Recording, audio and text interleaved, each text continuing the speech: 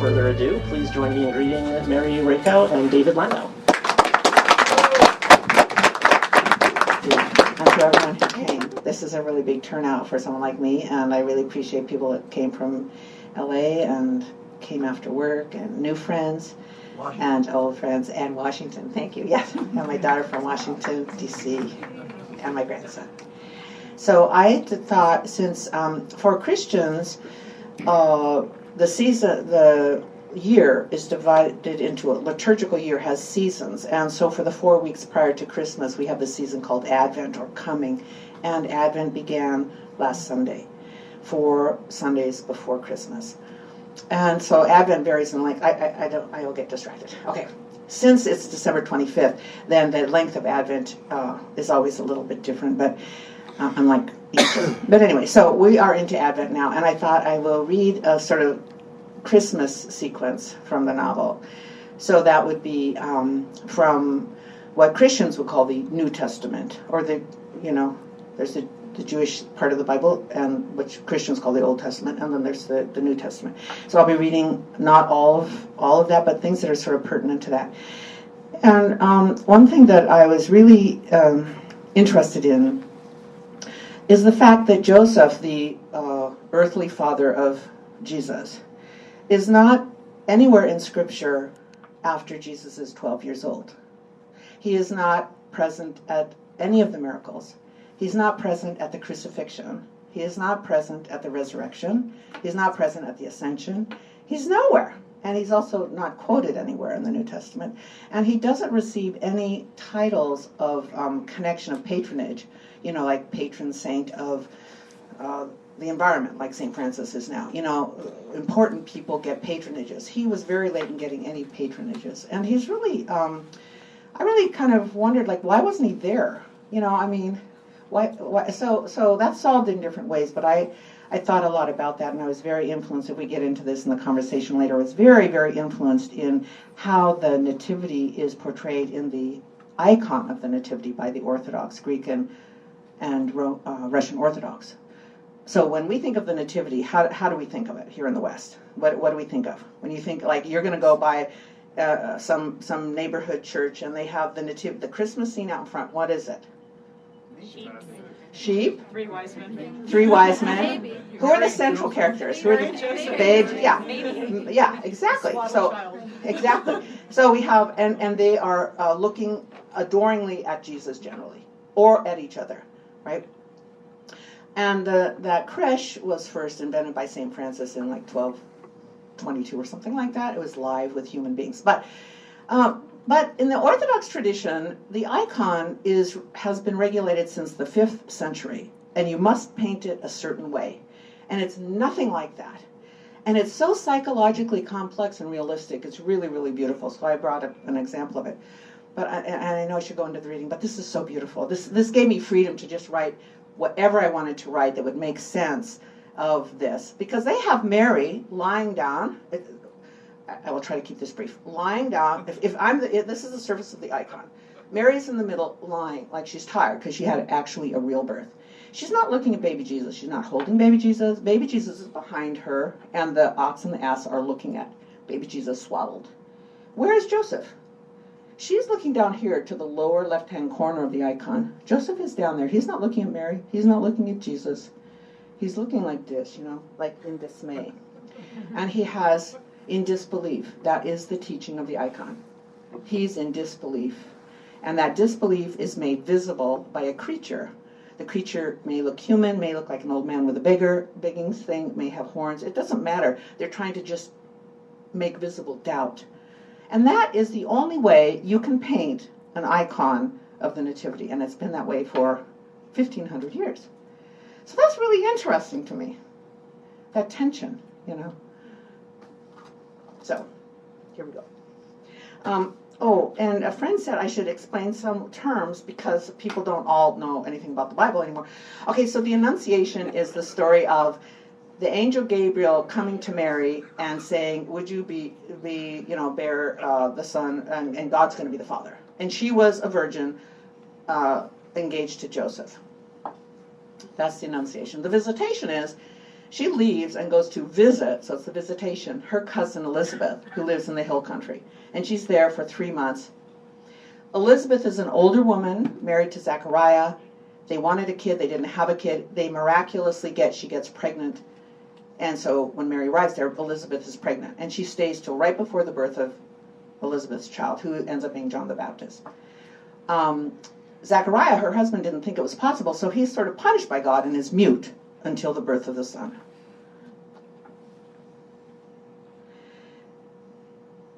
After the birth of Jesus is the slaughter of the innocents. Herod commands a genocide of all males under the age of 2 because of Jesus, because he hears about this baby that is going to be a king of the Jews and all this stuff. So there's a mass slaughter. Jesus is saved because Joseph has in a dream that there's some danger coming, and they go to Egypt. But all their neighbors, all the boys under 2 were slaughtered. This is called the slaughter of the holy innocents. It's celebrated in January after Christmas. Nobody ever preaches about it, but I think it's really important that this happened. So then, they're in Egypt for a while. Joseph gets another dream. They go back, and they're living with people who have all lost. Oh, is that my phone? Somebody's phone. I don't think so. Who have all lost, or if they had a child 2 or younger, a male, they've lost that child. And they know that that is due to the fact that this kid, Jesus, was born. So Jesus bears the burden of that his whole life, and so do Mary and Joseph. And to me, as a recent reviewer said, it is kind of through that lens of that tragedy that this family is viewed by me, because I think it's the proper lens for it. So, sorry about that. Oh, one more word. And then I'm going to skip to the end of the life to the crucifixion. And it's called the Dormition of Mary, when Mary dies. Now, she really outlives her son, Jesus, right? And Joseph's nowhere to be found. So she dies, and they call it, and they paint, for example, the icon of the Dormition of Mary, that of her death, and all the apostles who are now preaching the gospel all around the Mediterranean come back. And we have actually very interesting evidence from about the 2nd and 3rd century about the last years of Mary. It's very beautiful, very restrained, and you can read it in English translation. It's very beautiful. And in that section, I'm talking about Moses. And we all know his life was preserved because his mother gave him away and put him in a basket lined with pitch and put him in the water, and so that he wouldn't be killed. This is, way before Jesus. This is Moses, right? And he was preserved, and he was found by the daughter of the Pharaoh, and she raised him up, and he grew, in stature in that community. So Mary thinks about that in this passage called the Dormition of Mary. So she mentions bulrushes and Moses, and in case people don't know what that might be. Okay. Another thing that I liked doing was kind of envisioning things several different ways. So the first passage is called the Annunciation, and I have 2 versions of it. I mean, I don't know if any of them are true. I don't even know if this even happened, but what interests me is trying to think about, let's take the stories that they're, as if they are true, and as if these are just people just like us, and then what would that be like? So this is the first version of the Annunciation. It was in my earlier book, The Memory Room, and got to be reprinted here, courtesy of Counterpoint Press. Perhaps it was like this: the drape of her dress on the kneeling board, hands crossed over her breast in prayer or reading, maybe asleep. She did not invite him in. Of course she was terrified. Of course she jumped back and gripped the wall, threw books at him, said, "Don't ask such things of me, to carry a child unwed, to risk death by stoning." And he, the difficult child, the unknown one, "No, get out of here." Perhaps he left, came back, the angel annunciate. "Stop bothering me," she might have said, thinking, "if I even listen to you, I will come undone." His light, his voice, as of another world, a world past sand and crow, past the laundry drying in the tree. Why did I think it was an easy thing? A moment of terror and then consent? How could it be? No, it would be years to do that work, to look into an unknown world past lake and market, smell the fish, their hammered heads, the thud, that sound of her father working, her mother grinding almonds between stone, just so. That flick of the water from her fingertips, that bit of oil, the paste, the angel leaving, coming again. Perhaps he learned to make the sound of knocking, learned to wait until she said, "Come in," before he let go his celestial light. His nimbus brighter than the sun. I should have said a nimbus is like a halo, signifying holiness. His nimbus brighter than the sun. Perhaps he learned to stay on the far side of the room, hands at his sides, his wings against the wall. They eyed their differences, all that lay between, so that in time she came to mark the distance on the floor between where he always stood and where she sat, 40 inches and 3/4. A new, unchanging, sacred space. In time, coming to know the shadow on the floor cast from his light to be her own. Many times into her room, maybe 70 times 7. Years trying to see how she was separate from her friends, the water in the well, the raven, her mother's hand, the dust on the stony ledge, until she knew her own outline. How could she let another in? Go, get out of here! And he vacating through the wall, his trace, his feather on the cold clay floor. She put it in her basket with the others, the first ones, when Gabriel was young and confident, proud of his charge, proud of his vocation, the cobalt blue, the radiating green of the wing. In those days when his entrance lit up her room. Now she barely notices when he is there. His gray wings, travel-worn and weary, the fatigue she sees in his eyes, his clumsiness, a jar knocked over by mistake, his wrinkled, calloused feet, his tattered nimbus now a simple crown of fish. Patient, the patient angel, his weathered wing, his mission not accomplished, his old age, his worry, his shame. Among the angelic choir, silence when he passes by, the crazy angel, they call him, the one who doesn't give up. Gray-winged, blue-eyed, the gentle one. He waits long, returning, leaving again, his life that is no longer remarkable, frayed, dull. Did she have a violation, a memory, a wound, a cave inside big enough to hold this problem child? And what wound could this be? Perhaps only when she remembered it would there be room. The day when her work was finished, long since the first visit when she first threw the books, she speaks to him, knowing to speak louder than before, his diminished hearing, his eyes cloudy, the whites yellowed with age. "I have a ripped-apart place," she tells him. "I am ready. I have enough room." He raises his tired eyes. He spreads his wings wide against the wall. His nimbus fills with light. "Behold," she instructs him, "see before you the handmaid of the Lord." Annunciation 2. Or perhaps it was like this. Mary at the well turned her head in the direction of the voice. Listening, her feet trembled in her black shoes. "Stay still," she told herself. "Someone is putting roses in my hair. Don't move, not even my fingers." Always alone, it came when she was most vulnerable. Until one day when she screamed, "No, you cannot do that to me." She ran. If Joseph did not believe her and refused to marry, the men of Nazareth would bury her up to her neck in the sand and would kill her slowly in a hail of stones. They would volunteer to do this, to be the ones. She ran into the hills alone, ran 100 miles straight into the arms of Elizabeth. In the day, Mary rested, almost calm, Elizabeth bringing tea, glass cups rattling on a wicker tray. She had marked pages, set it on the nightstand, having read the stories herself, trying to find other women who had conceived in old age like she now had, her body heavy and slow, her breasts enlarged and tender like a young woman's. Likewise, Mary read to find herself in the stories. But all the women who conceived when it had seemed hopeless were old, not like herself, only 15. And the husbands were, in every case, also the fathers.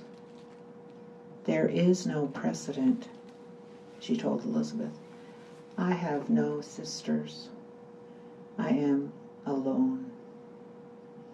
The fears returned. Her dreams were vivid. She was a dead mare with a dead foal, carted about by a senseless monitor. Sometimes she was a girl with a dove, guiding the monitor in the night. A month passed, and there was no blood.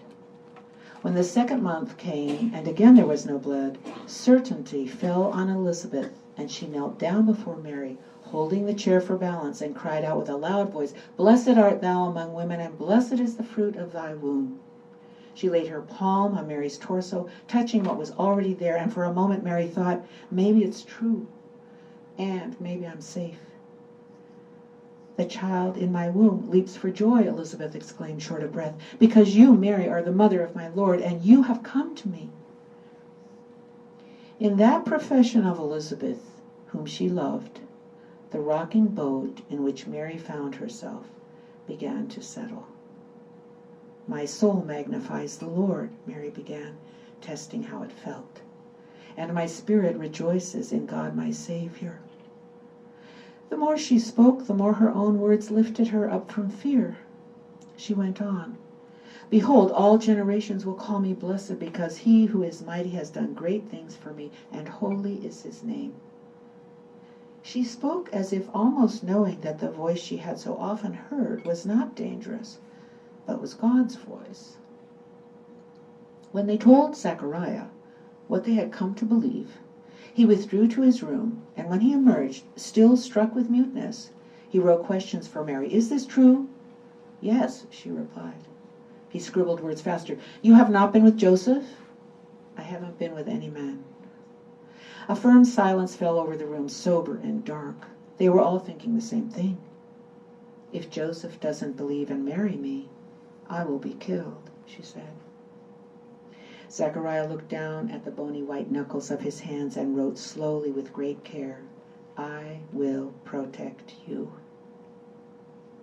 "Go home now and tell Joseph," Elizabeth said. "Prepare him." Through the hills Mary walked slowly this time, to cleave to what Elizabeth and Zechariah had given her, that armor. By the time she reached home, Elizabeth's child had been born, and as foretold, it was a boy. In obedience they named him John, and speech returned to Zechariah. Things beyond nature were everywhere happening. Courage would now be the new demand. In this she felt united with holy women everywhere. She heard a woman singing from the future, "O most steadfast path, O mail coat of hope, O sword belt of honesty." She called bravely to the angel Gabriel, who came in haste. "See before you," she instructed, as one raising her shield, "the handmaid of the Lord." Joseph's decision, chapter 4. He'd missed her, gone 3 months and no word. He groomed his hair, his fingernails. "She's coming to me," he told himself, "the Queen of Galilee." But she was pregnant when she returned from the hill country, and the only thing he knew for certain was that he was not the father. It was God's child. She was talking to angels now.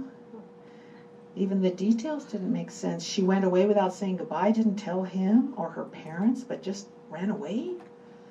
"Look at my hands, my feet," he exclaimed. "I'm a practical man. What am I to do?"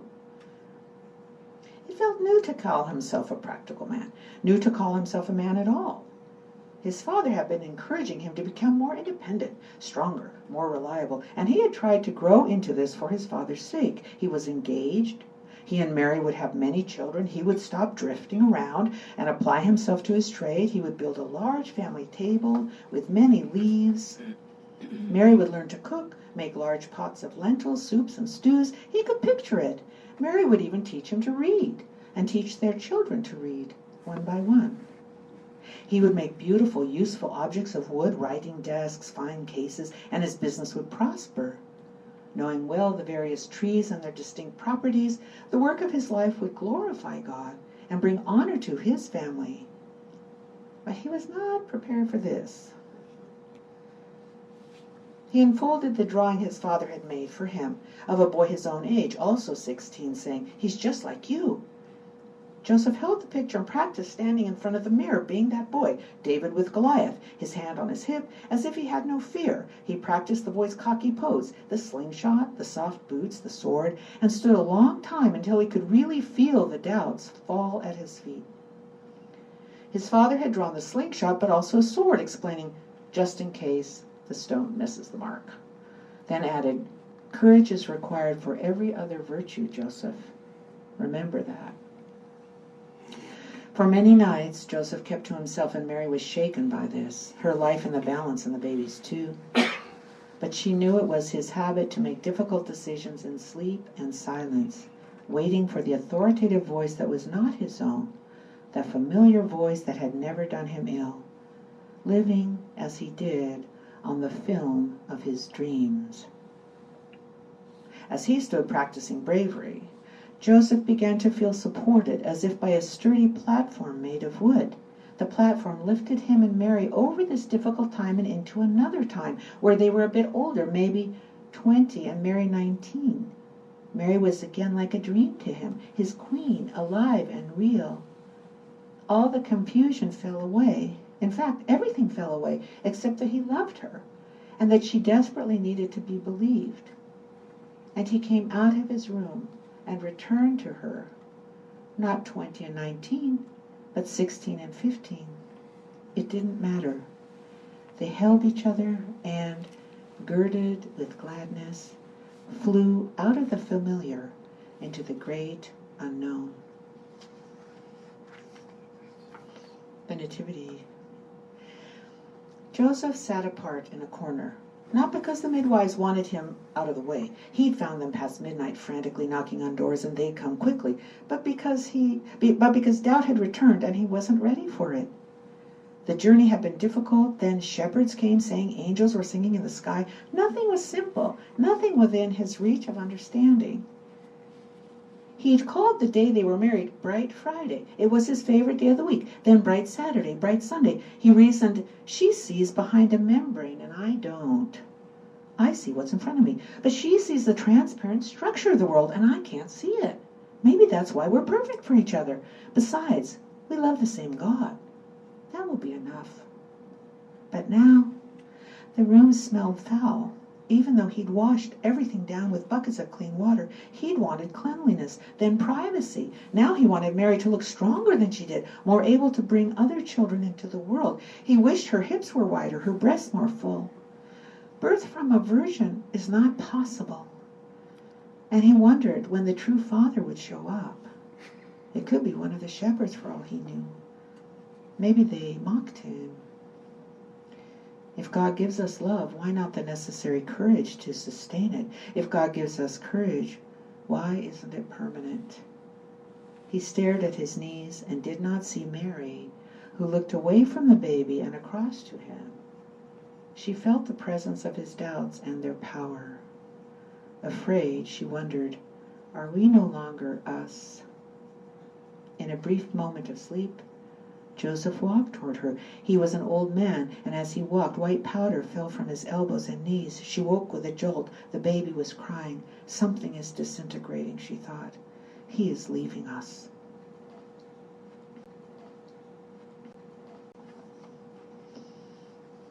Holy Family.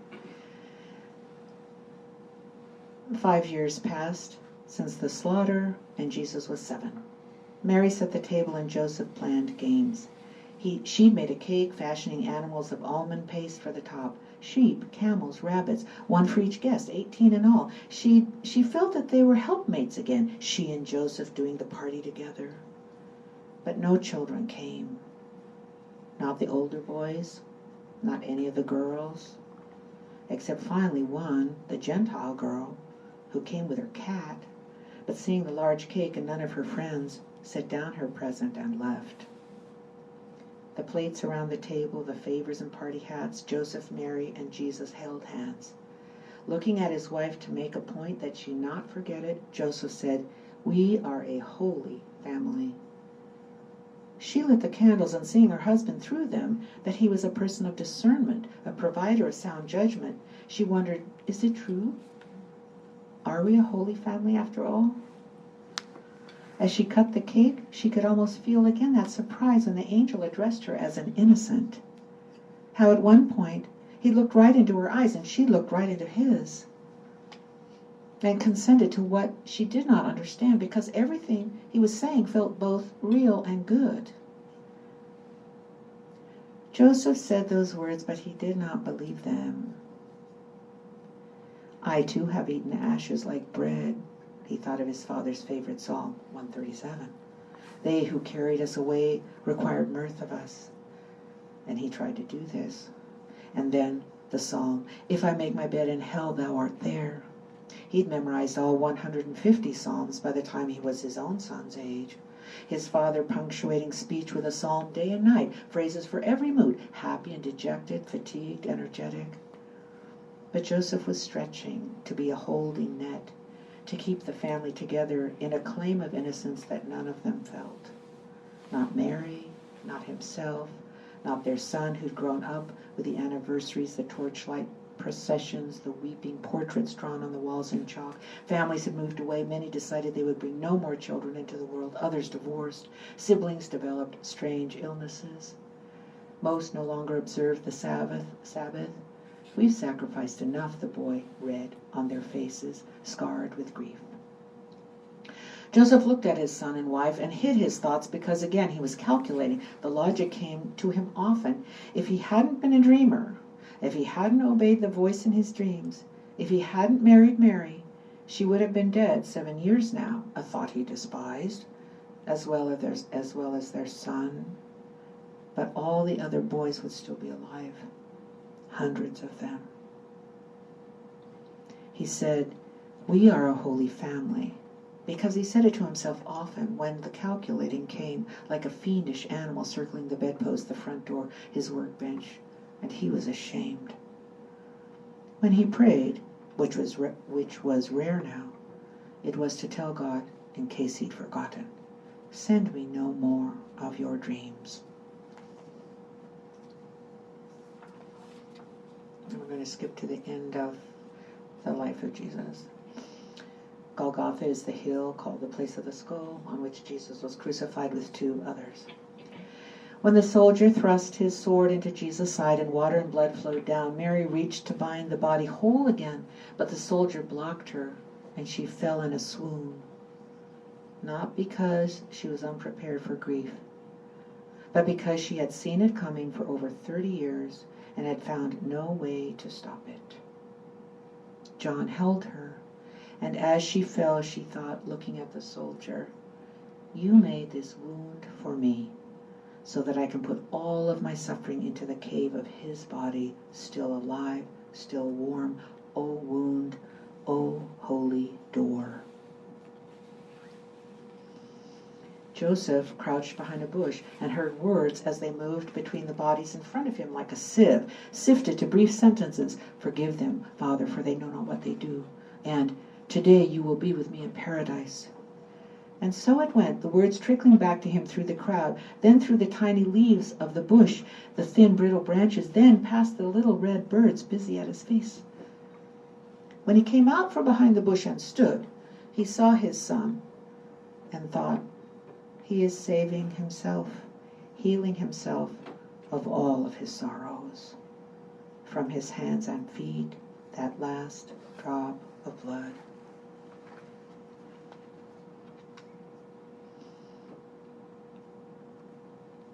The sun was well behind the hill, and the tiny red birds hushed for the night.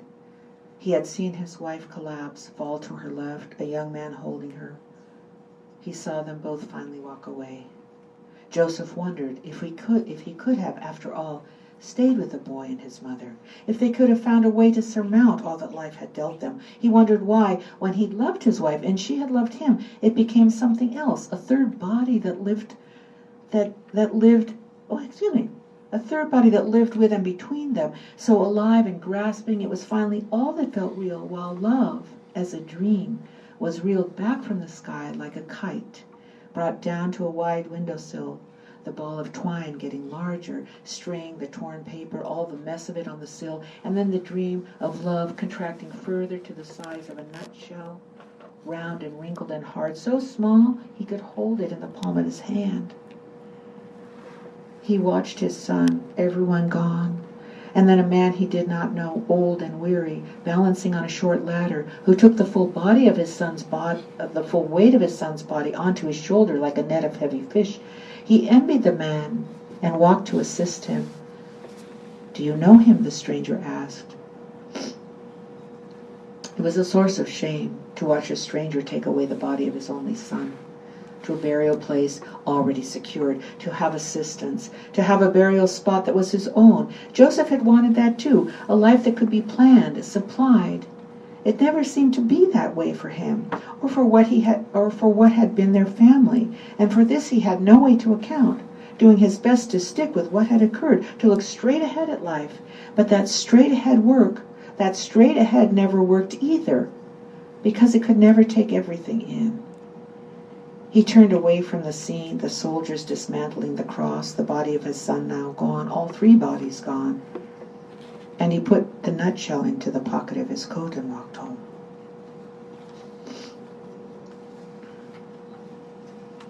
Mary, the mother of Jesus, later in life.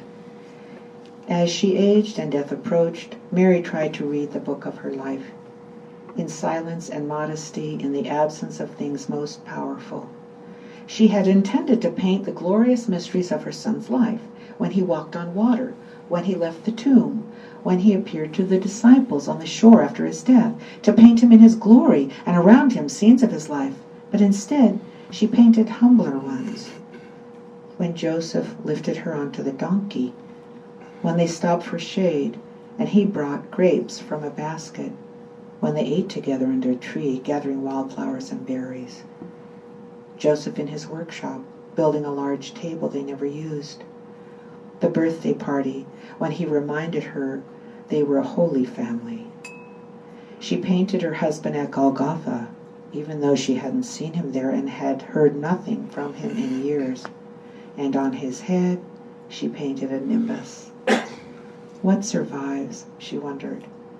Love and the memory of grapes. The Dormition of the Virgin. Mary lay on a litter surrounded by people she knew and loved, some having come from great distances, Rome, Macedonia, and Greece. She heard them whispering phrases to each other, giving her titles, the words afloat in the air above her bed: Anchor, Mother of Sorrows, Our Lady of the Sign.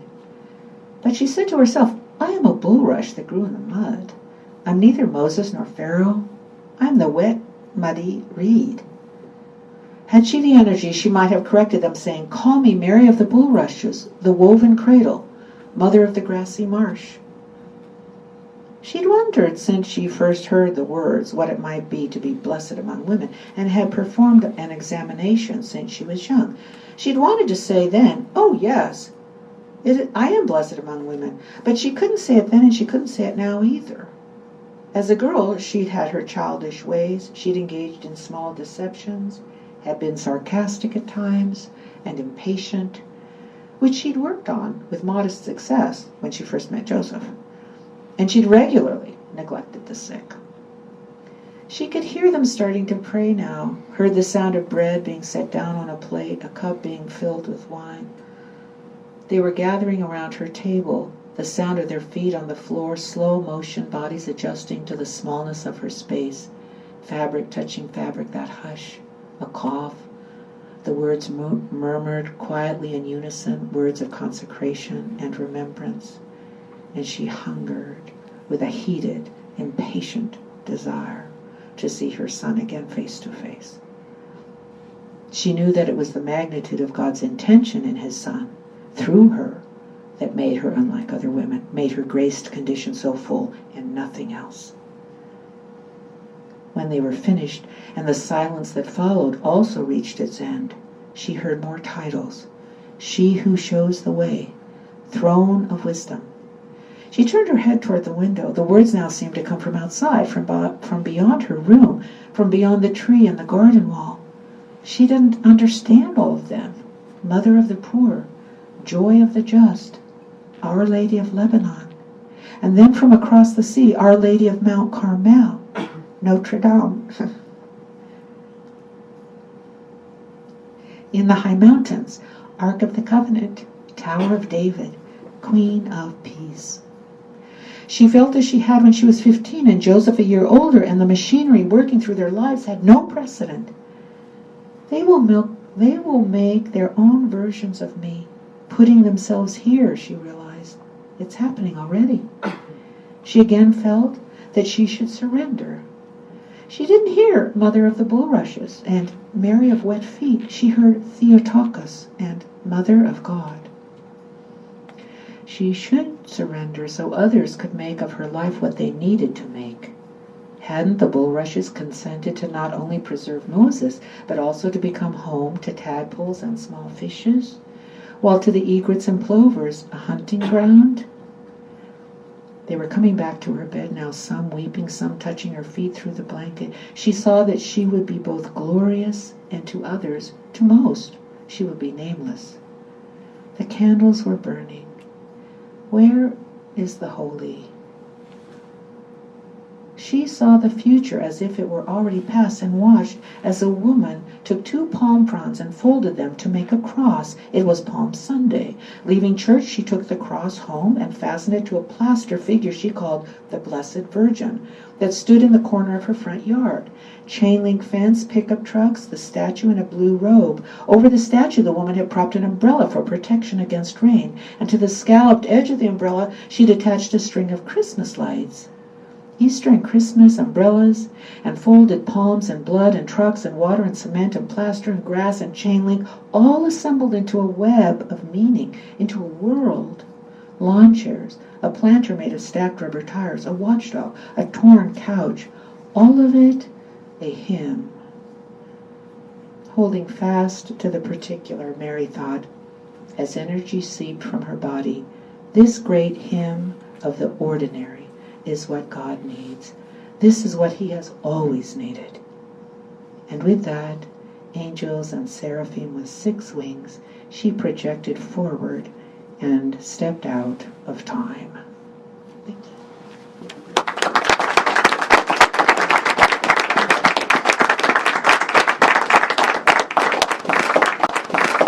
And now we're going to talk. So now we're going to talk. Actually, Mary and I have known each other quite some time, and I have been in some way witness to the extraordinary process of creation that Mary underwent in composing this novel. These works do not appear out of whole cloth, and they don't come about effortlessly. So I'm wondering whether you would like to share something about your creative process in Sure. in making this book. Sure.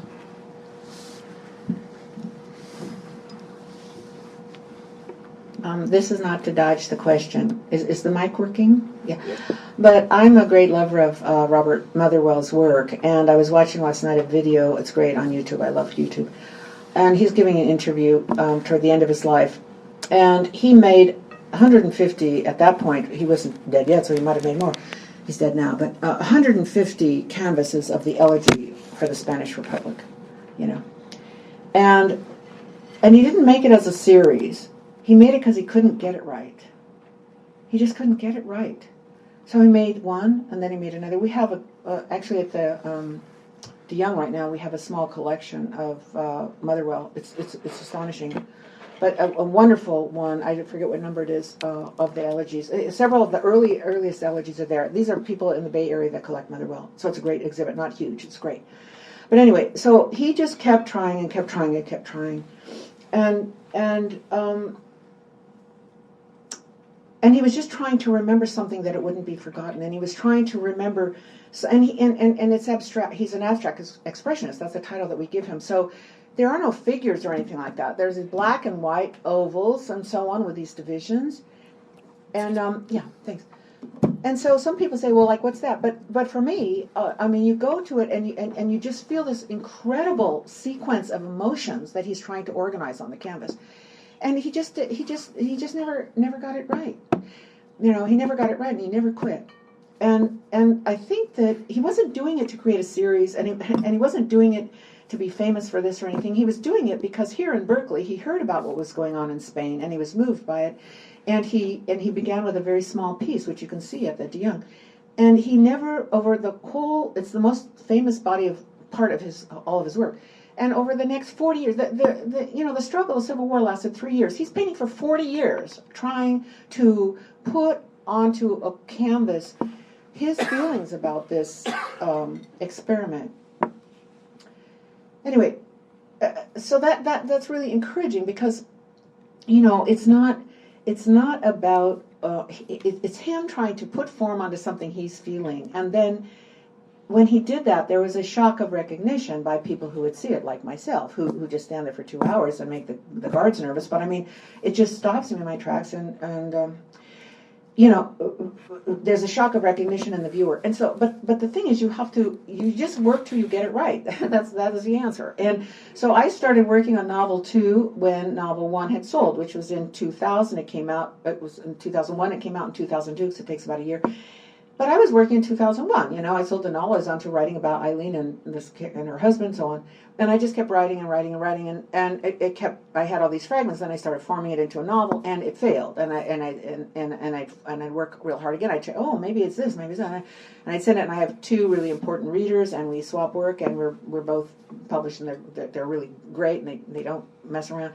And it just kept failing. And I finally got to the point, this is like 12 years, and I got to the point whenever it was, the end of 14 or 13, I forget, just right before this happened. I just thought, if this draft fails, I really don't know what's going to happen to me.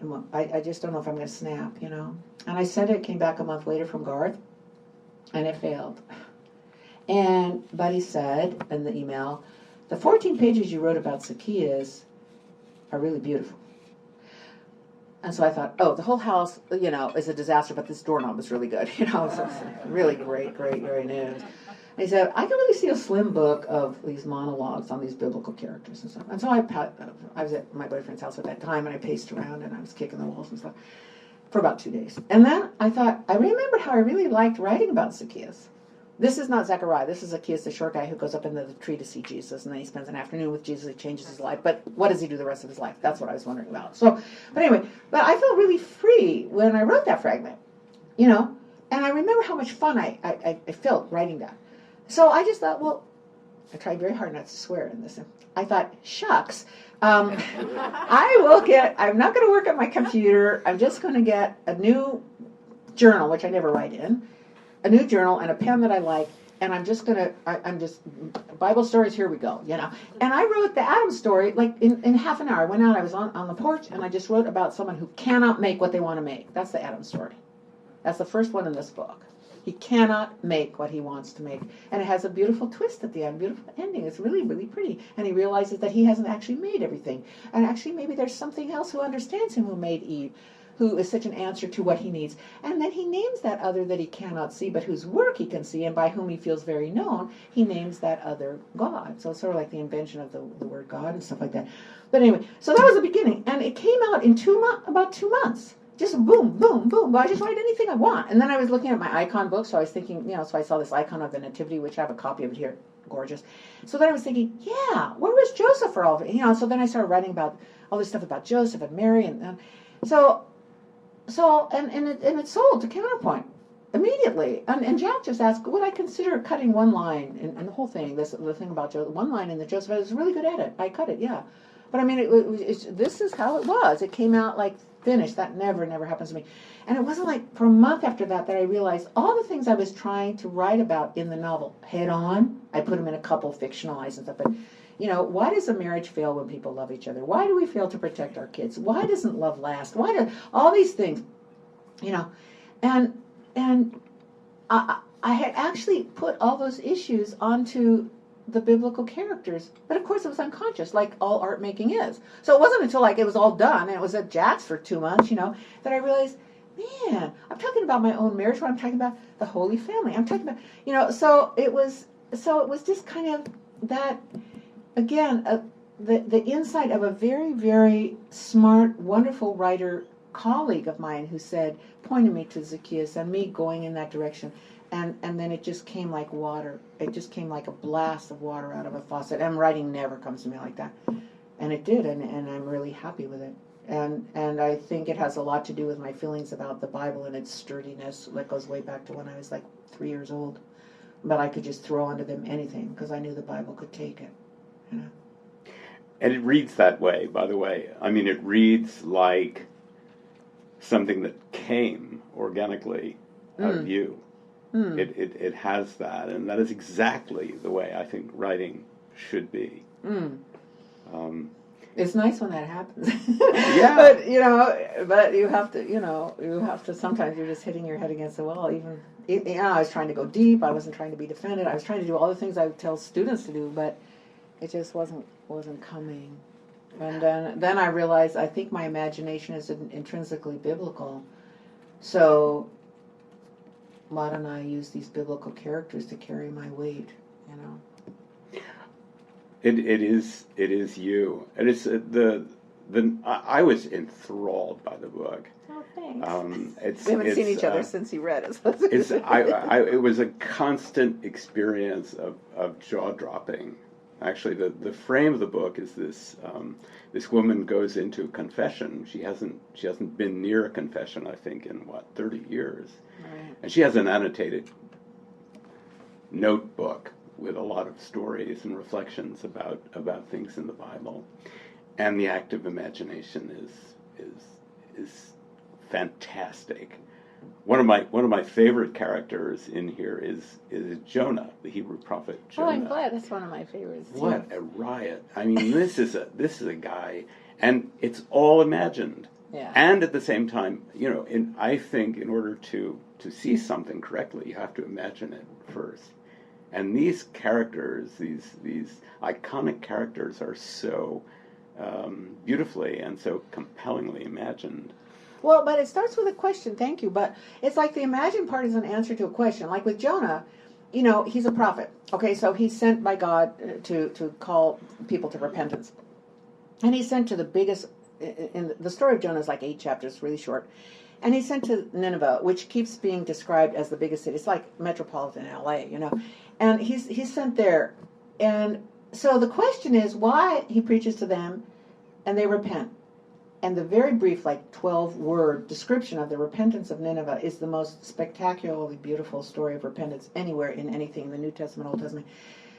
The king hears about it. He stops eating. He calls a repentance on the whole kingdom. It goes all the way down, sackcloth and ashes on the sheep and the cattle.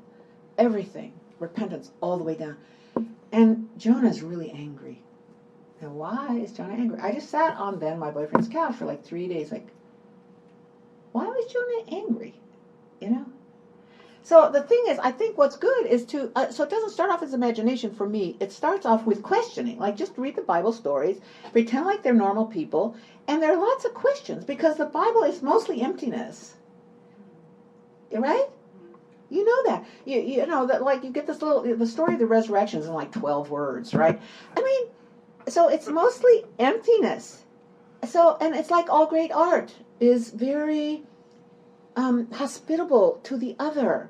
So there's room in the. I mean, I love the Bible. I'm not saying I don't want to get into did this really happen or anything. I just love it, and partly because it has so many mansions in it that are empty for us to go into. And I just think if people went into them and thought about these stories like they were really people. I mean, what I did is interesting, but think of what if 3,000 people did it? What we would come up with, the diversity would be so interesting. I mean, we don't know what happened. We don't know what's true. I mean, I did this stuff. I might write it differently tomorrow. It's just the idea that all great art, including Mother Rose elegies, including Mozart, all great art is hospitable to the other. And we go into it. We can't help it. We go into it, and we take ourselves there.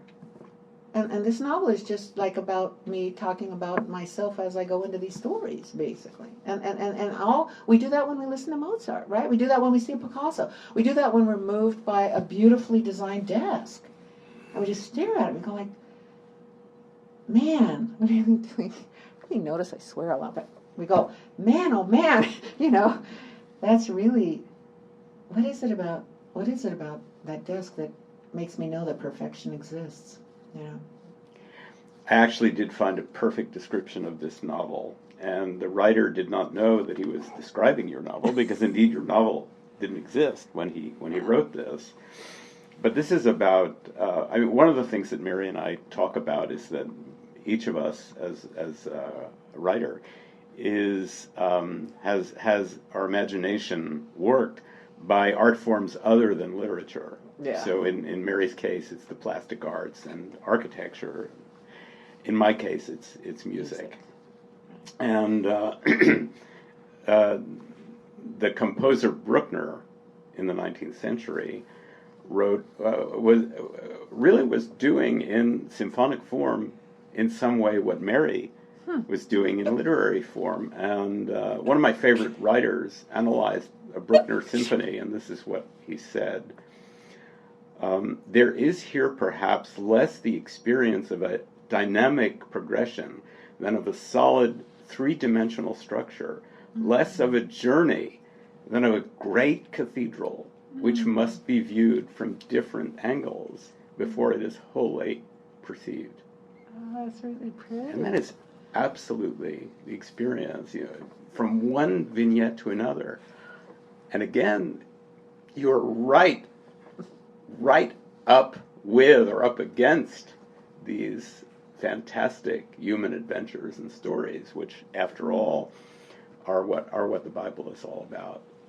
And yeah, exactly.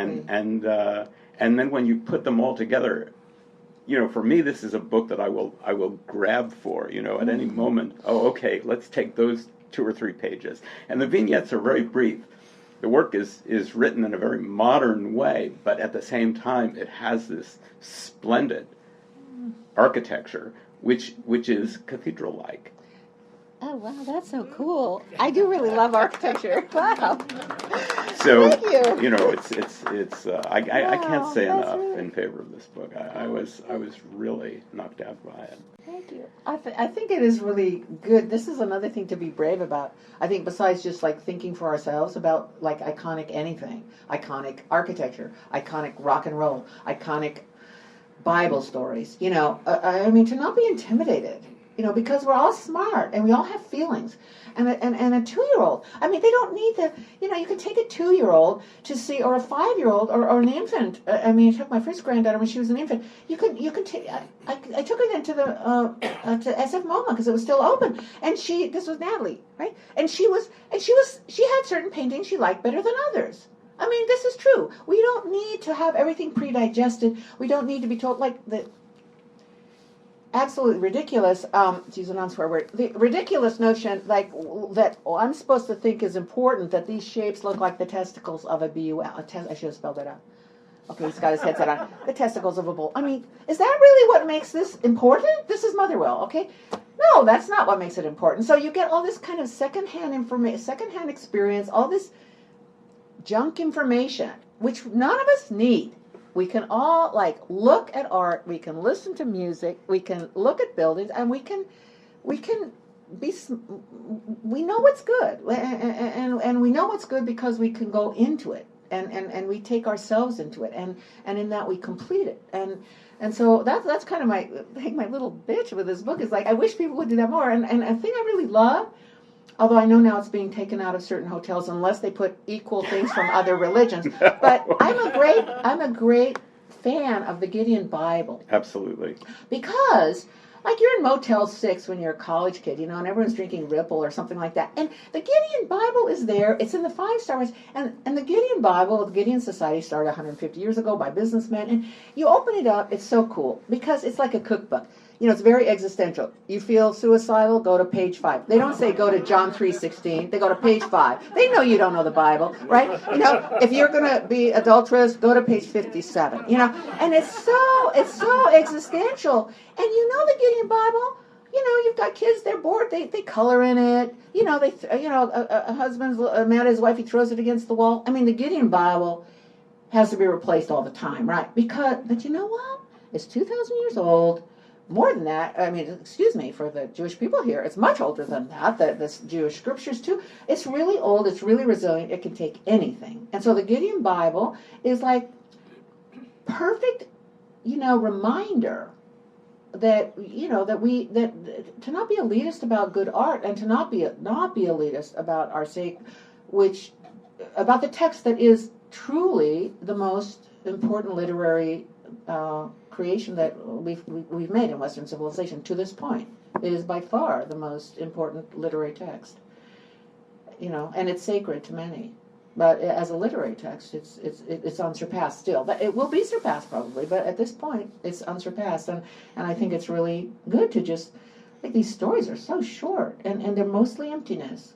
It's mostly emptiness, and the emptiness is there for a reason. I think. I mean, as artists or believers or agnostics or atheists or whatever, you read the Bible, you think, well, now I know I am an atheist. Well, there is I think there is a drive in a lot of modern literature, or in a lot of modern writing, period, to try to control what the reader is going to think, and control what the reader is going to see. Yeah, it's and that is the antithesis for me of what I like. Right. I don't like to do that as a writer, and I don't like to be subjected to that as a reader. And so I think the way in which you see, there is a natural freedom and sense of liberation in the way in which you see these things. And I also like to think that art happens precisely when you're not trying. When you're it's almost the art of writing without writing, which is the way I like to see it. You just be natural, and then things can come out. I think that's definitely the first step, is the emotional, trying to be undefended in regard to the page. But I think the steps of shaping, I had to do very little here, but that probably won't ever happen again. That was unusual. But the second part is shaping, which is attention to the surface of the work, which means attention to language. And I think that what we're really trying to do is, we have a blank screen, or we have a white page, which holds everything. In the silence of the white of the page is all speech. So when we're writing something, we're trying to put ink on there that will be as beautiful as the white of the page. And I've thought this for a long time, and it was really weird when I was watching this Motherwell thing last night, like 20 years ago, 30 years ago, when he said this. He said kind of the same thing about the white of the canvas, which he called virginal, but, he said like exactly the same thing. And I didn't know that. I mean, this is just how I've been thinking. So I think that we there are certain things that are true. There are certain things that are true, and we know that, and we should be bold about that. Which is not to be anti-intellectual. Neither of us are, but anyway, these are. I think the Bible is great art. If nothing else, I think it's great art, and I think we should be free and go into it with great liberty, and see what happens. Questions from the audience? Anybody want to ask Mary? Or comments, or debates, or. Mary, I want to say a word about the title. Do you want me to say a word about the title? Yes. Oh, well, I did have another title first called Canticle or Canticles, and I went back and forth between singular or plural. But my kids and other people of a certain age all thought it was a horrible word, and it reminded everyone of testicles, and they didn't know what canticles were. I thought everybody knew canticles meant songs, and I had this beautiful, beautiful Renaissance image. It was a detail of these three birds. Oh, it was exquisitely beautiful. And Jack liked canticle or canticles, and I like that because these are all songs. I kind of felt like each person is giving a song. But then I ditched it because I was really trying to have this book not be offensive to people under 30 or under 40. I kind of was interested in crossing this gap. And so if nobody knows what that word means, I didn't think it was a good title. But this is why I came, is something that the person who holds all these stories, they're really her stories. Her name is Bernadette. And we just see her in the beginning, we see her at the end. And she's waiting to offer her confession on Good Friday. And when she goes in to give her confession. It's really one of my favorite parts of the story. It's totally based on actually, and it doesn't matter. Anyway, it's really pretty. And but she says she doesn't really feel like she sinned, but she comes because she can't believe that God loves her, and she says, and that's why I came. This is why I came. So then I debated with my daughter. Should be this is why I came, or this is why I've come, which is how Bernadette actually says it. And she was right. This is why I came is better. And then we had to deal with, well, there's that sexual innuendo and stuff. And I thought, you know what, it's a good title. But also, this is why I came. The book is clearly written by Bernadette is clearly a Christian, right? She, I mean, troubled and all that. If she's a believer at all, she's a Christian. She's offering confession in the Catholic Church. And so for Christians, the God enters human history and space and time and flesh. He comes into human history. So I like This Is Why I Came is kind of not only why does this character go to confession, she offers all this conflict that's evident in the book she's made, but also this is why I came, as if, I don't know, like to a Christian it can have kind of an incarnational feeling, like God is saying, this is why I came. And God is as a character in the story too, very conflicted, and his issue is about whether or not he's merciful. And in the end, he decides, he feels he very much is not merciful. And when Jesus dies on the cross at his own command, he knows then he's not merciful. And then he comes to realize from others that he is merciful. So This Is Why I Came is kind of like, incarnational thinking. It's kind of obvious at that point in the story that the person who's coming to confession has many of the same issues about God and spirituality and life that those who actually lived the drama, Jonah, namely, others, and God, himself or itself, have. So it's really a wonderful title. I wondered about it too. I was thinking, how is this title going to make sense? And it makes perfect sense. Really, well, and it comes out of the depth of the work. It's not a title superimposed. Yeah. This is how it happened. I'm not really good at titles, but in fact, the memory room, I didn't think of that. They're title the toughest thing. They're the toughest thing. Some people are great at them. I'm not very good at it. But well, you know what? I wanted to show. It's so pretty. I mean, if afterwards, if you guys want to look at this, this is the icon. I mean, I would be probably move in the direction of Orthodoxy if they were. If I were going to identify with any particular branch, and more than I do, and if they were a little more different in their position with women, but in terms of their theological subtlety and stuff like that, if you go back, all the theology that led to the creeds that we still say today was done in the East, by the Greeks, and it finished by about 325, But anyway, this is the icon of the Nativity. I was going to make a bigger poster, but then I got sick and I didn't have time. But anyway, you can come up and look at it, and it's also in this icon book. And it's so radical. Every single thing. This is how you have to paint it. You can paint it crappy, you can paint it good, but this is the composition. And so here's Joseph at the corner, and here's this doubt that he's dealing with, and here's Mary looking down, and it's just wonderful. Like the three kings, they are all painted at three different ages. The three kings are supposedly representing natural, like science. And that wisdom can come at any age, and that they have to come really far. The meaning of that is, if you try to seek God just through reason, it takes longer. So that's why, that's their understanding of that. And then the shepherds, they have angels coming directly to them. They're simple-minded, uneducated, and so there's a statement about how theological understanding comes into being and stuff. Every single thing about this icon is theological subtlety. And it's just exquisitely beautiful. And also, just the last thing about icons, so if you look at something like this, you read about it, and it's very stylized and restrained. And then you look at, like, Raphael with, chubby little Jesus playing with chubby little John the Baptist with the little, crosses. It's just, like, revolting. I mean, everyone's all fat and soft and pink. And, it's just like cotton candy. And there's no accounting for taste. and this is so rigorous, you know. It's so rigorous. But the other thing I'll just say about the icon, and Catholics will understand this in the room, is that for Catholics, the Mass is not just a thinking about something that happened 2,000 years ago. It's something that's happening also now in the present. It's an event that's happening now in the present. And for the Orthodox, icons are the same way. They're not religious paintings. They're not a painting of something else. They are sacramental.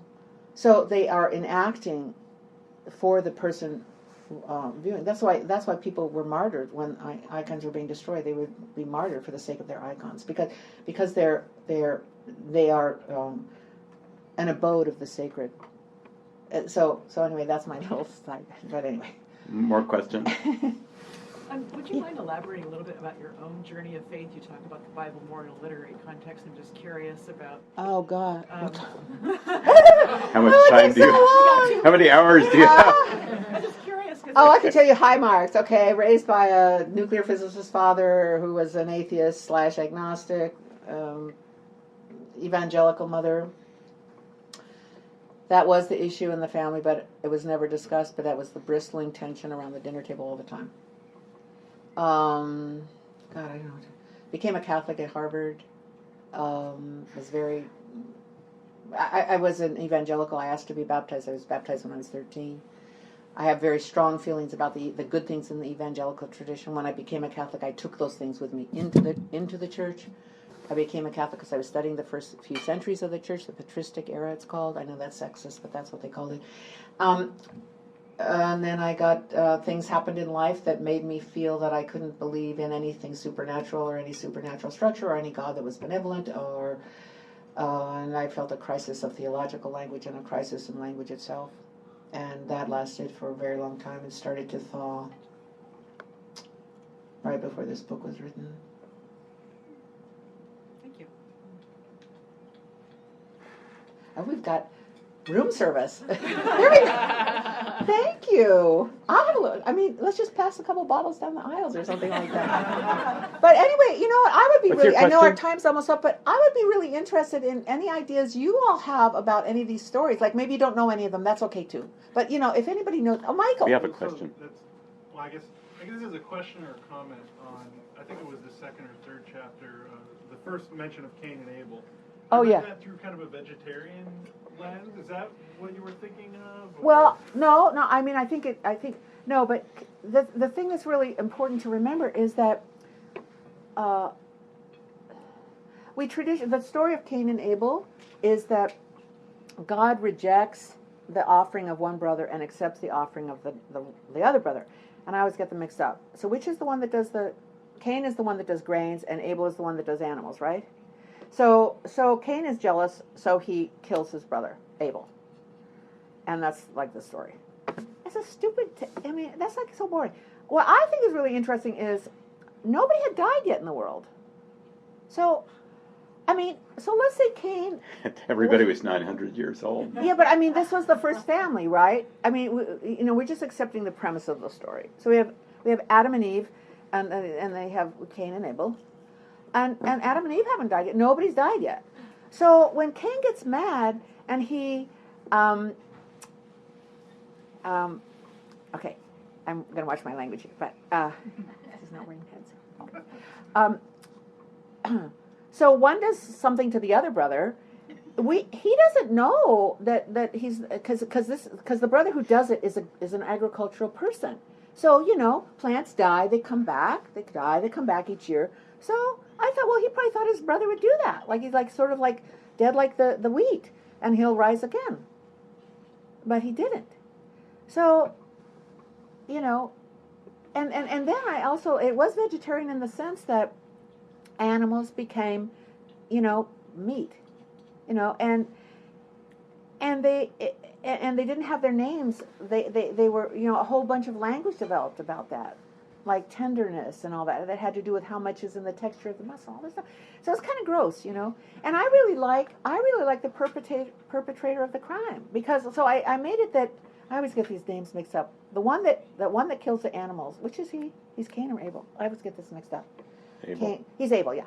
Abel. It just seems like it should be the other way because Cain's a harsh name, so you think like with the animals, and Abel would be more like with agriculture, but it's the reverse. A for animal. Yeah. Oh, Abel for animal. Okay. Okay. So I just made it that Abel was really sadistic with his animals, Right.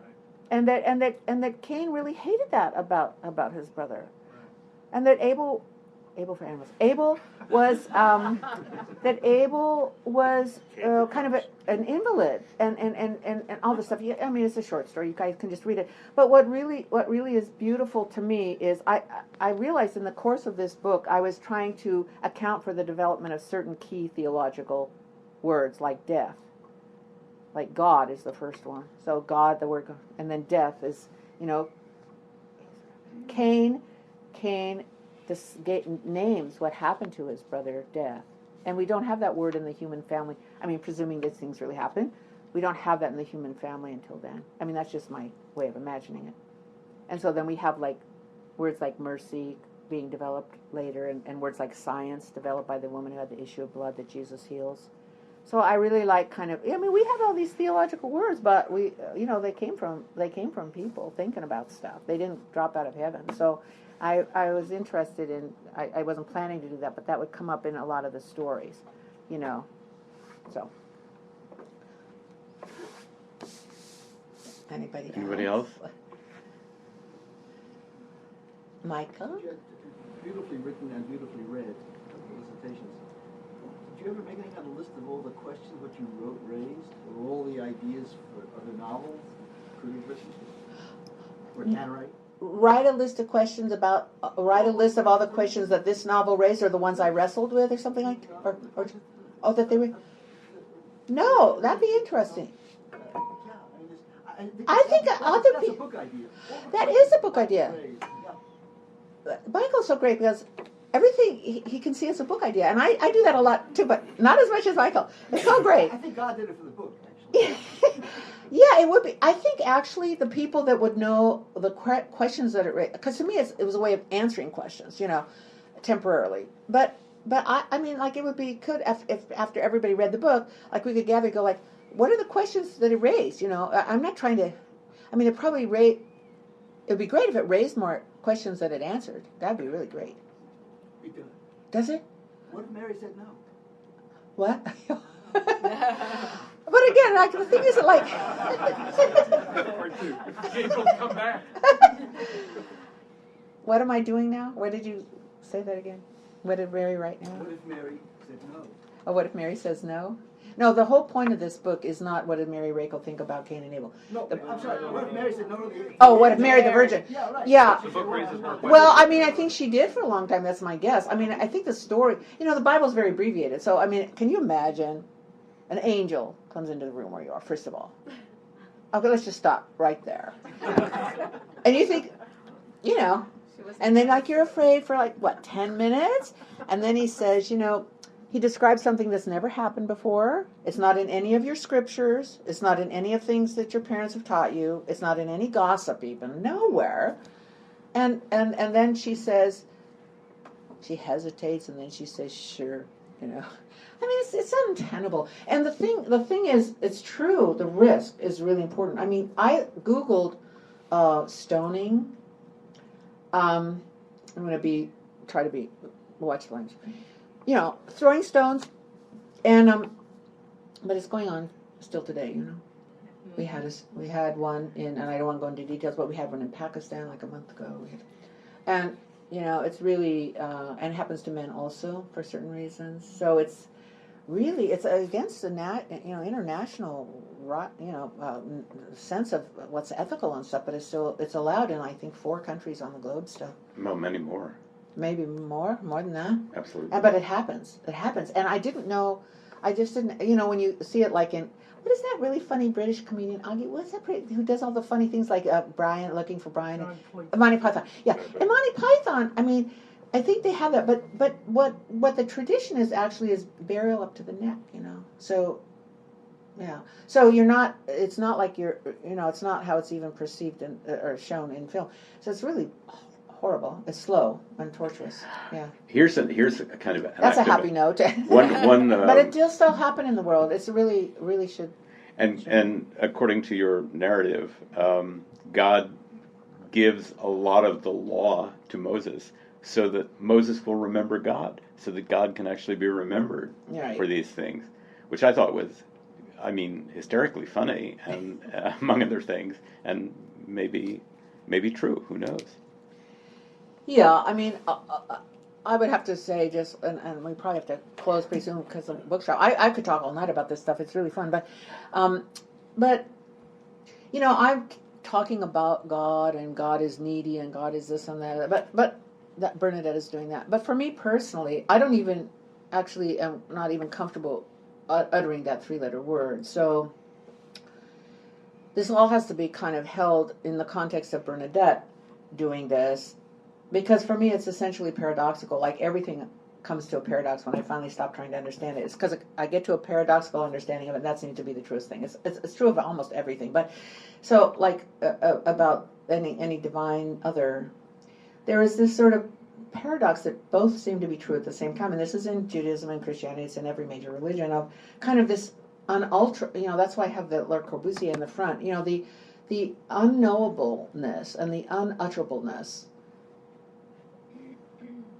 which is my primary way of feeling about this, and then the complete intimacy, and what Christianity says and what Judaism says in the stories and stuff is that this other, however we name the nameless one, is both.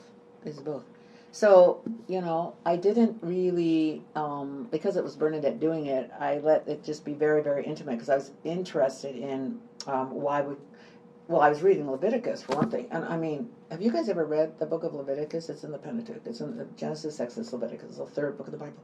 You should just read it. I mean, it's long. It has like hundreds and hundreds of stipulations. Just open up a Bible and read, like, go through Leviticus. It has hundreds and hundreds, and I would say, my guess is 400 stipulations about the building of the temple and the building of the ark and the kind of fabric and the this and the that. And I just thought, God, it's like God on speed or something like that. I mean, it just was incredible. And then I tried to understand it, and what could that be? You know, what could that be? But that's all looking at God at sort of very, very familiar, like God's a human and stuff like that. So that's faulty in the sense that there's this kind of paradoxical understanding, both very intimate and very, very, you know, not us, not created, not us, you know. Okay. Why don't we close it? This was really we can all just hang around and talk among ourselves. Yeah, hello. We're-